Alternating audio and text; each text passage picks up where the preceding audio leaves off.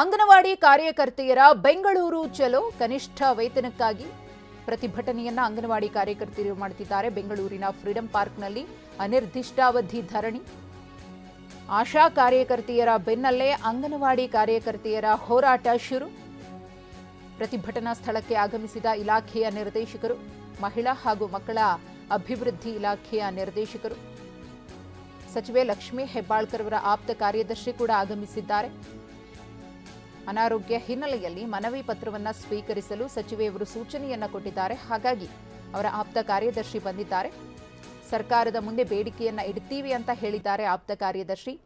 ನಮಗೆ ನಿಮ್ಮ ಆಶ್ವಾಸನೆಗಳು ಬೇಡ, ಆದೇಶ ಬೇಕು ಅಂತ ಇದೇ ಸಂದರ್ಭದಲ್ಲಿ ಅಂಗನವಾಡಿ ಕಾರ್ಯಕರ್ತೆಯರು ಕೂಡ ಆಗ್ರಹ ಪಡಿಸಿದ್ದಾರೆ. ಬರೀ ಬಾಯಿ ಮಾತಲ್ಲಿ ಹೇಳೋದಲ್ಲ, ನಾವೇನು ಬೇಡಿಕೆಗಳನ್ನು ಇಟ್ಟಿದ್ದೀವೋ ಅದನ್ನು ಈಡೇರಿಸ್ತೀವಿ ಅಂತ ಹೇಳಿ ನಮಗೆ ಬರವಣಿಗೆಯ ರೂಪದಲ್ಲಿ, ಆದೇಶದ ರೂಪದಲ್ಲಿ ಕೊಡಿ ಅಂತ ಹೇಳಿ ಇದೇ ಸಂದರ್ಭದಲ್ಲಿ ಒತ್ತಾಯಿಸಿದ್ದಾರೆ.